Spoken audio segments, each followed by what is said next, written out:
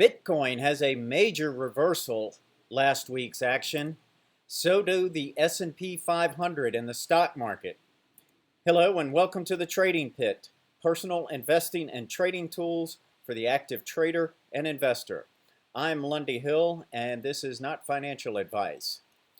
These are the charts that caught my attention for the week ending August 2nd, 2025. First up is the S&P 500. We had some big news this week in the market. The FOMC meeting was on Wednesday, and then a jobs number came out on Friday, and that really sent the market reeling. Here is the chart I highlighted last week with the cup and handle pattern. And we see the distinct cup over the course of this year and the handle breaking out in late June and early July. The handle forming in late June and early July, with the breakout happening last week, the week before last. But then this week, we had a dramatic reversal in price action. And the price broke back into the level of the handle. It has yet to break the handle low, but the prices are very close to doing that. If the price breaks that handle low, I think this cup and handle is negated. I think it has lost its power. Here is a zoomed in chart of the S&P 500 with the trend line across the bottom points. You see it's a 4 touch point trend line. And this week had the dramatic breakout of that trend line, which I think signals lower prices coming.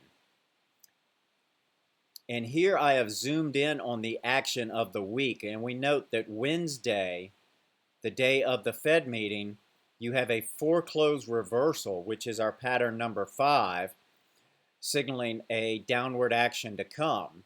The next day gapped up, but then Thursday gapped up and then had a clear out and a bearish engulfing bar, which signaled lower prices to come on Friday.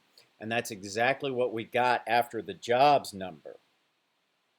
So I've got a downside target of 6,100 on the S&P 500. Of course, the long-term trend and the short-term and the intermediate term trend are still up. So I would be looking for buys. I would be waiting for an exhaustion gap down open, a sharp rally off that gap down open, and then a retest of those exhaustion lows. Then and only then would I feel comfortable buying one of my 9 pattern reversals to the upside. Next, let's go to gold. Gold fell out of its large triangle pattern, as I've shown here. This is the daily bar chart going back a couple of months. And we see that gold fell out of its large triangle pattern and showed some follow through to the downside. I had a downside target, as I mentioned here last week, of 31.50. Price got within 3 or 4% of that before it rallied sharply off the news on Friday. Will this reversal hold? I don't know, but let's zoom out and look at the weekly chart. The weekly chart has a clear out and a foreclosed reversal up, and it comes back into the triangle pattern, which I think at the very least we should see a move back up to the highs of that triangle pattern around $3,400, which isn't much higher for me here. With these numbers that came out, will the Fed have an emergency meeting and will they maybe announce a Sunday night rate cut? That's pure speculation, but I think if they do, I can see gold hitting all-time highs in short order at the minimum. I can see it going up to 3,500 to maybe 3,750 on a rate cut. Here's a great chart I have on the 60-minute gold chart. And I just sent this out to my Substack subscribers. I show how you could have bought at B, or at the very least bought at C, and caught an $80 to $70 move up in one day on gold. So if you're interested in some great charts like this, by all means subscribe to my Substack. Next, let's go to palladium. Last week I highlighted conflicting signals in palladium. I noticed you had a mean reversion on a few days back, which was 2 down days just before the 1, and then that actually played out true. The bar at 1 was the up bar after the 2 bar down bar, so, and it made a new daily high. So that's a bare minimum you want on a mean reversion. So you could have captured a few dollars there on palladium.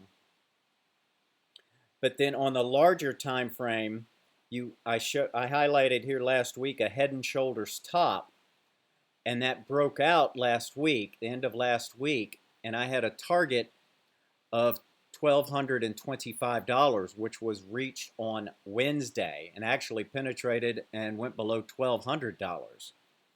So believe it or not, I had a buy and a sell, and they both worked out great. Next is soybeans.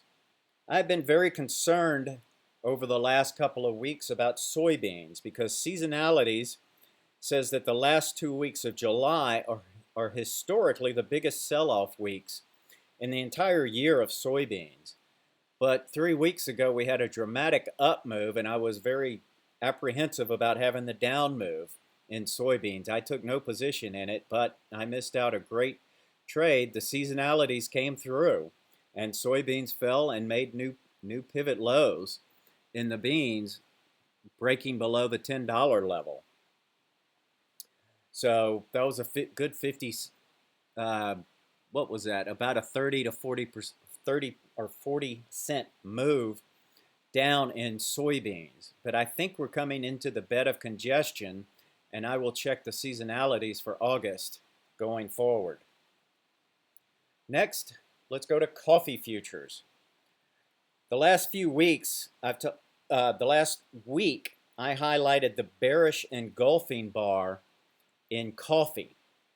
That's played out a couple of times, and it sent coffee prices lower. I said the move down to the trend line and lower might be in order, and we went down to that trend line, the upsloping green trend line there, and we broke through. We bounced off of it Tuesday, Wednesday, and Thursday, playing right around it. But then finally on Friday, we penetrated it dramatically and broke down. I talk about this more in depth in my Substack, and I have a target much lower on coffee. So be sure to check that out. A link is in the description. Finally, let's go to Bitcoin. Bitcoin sold off dramatically on Thursday and Friday. It was breaking the long tails that it had in mid and late July. And tails are just a clear sign of buyers entering into the market. Price goes down there, sells off to those levels. Here it was around the $115,000 to $116,000 level. But buyers came in and sent prices right back up, so you get the long tail or the long wick on those 2 bars. And that's where buyers came in. So if prices get below those levels, those buyers are losing money and they will be forced to sell. So that probably is what sent the market down Thursday and Friday, was these buyers getting out of their market or getting out of their long positions. Are they out of their long positions completely? Nobody knows. But I think these 2 wide range bars on Thursday and Friday, with Friday actually being a wider range down bar, says more downside action is coming. Of course, I am still long-term bullish on Bitcoin and actually all things outside the US dollar. But this dramatic sell-off will take some time to digest. I think you're going to have an ABC correction down. So you're going to have a B leg up and then a C leg down, and possibly even an A, B, C, D, E pattern.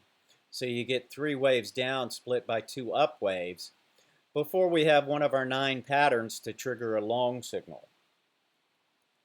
I hope you enjoyed this. Thanks for watching. I am a lifetime veteran of the commodities market. My father was a trader since 1955, popular speaker, one of the originators of the opening range breakout and the volatility range breakout off the open. Please leave a comment if you have any questions or would like some.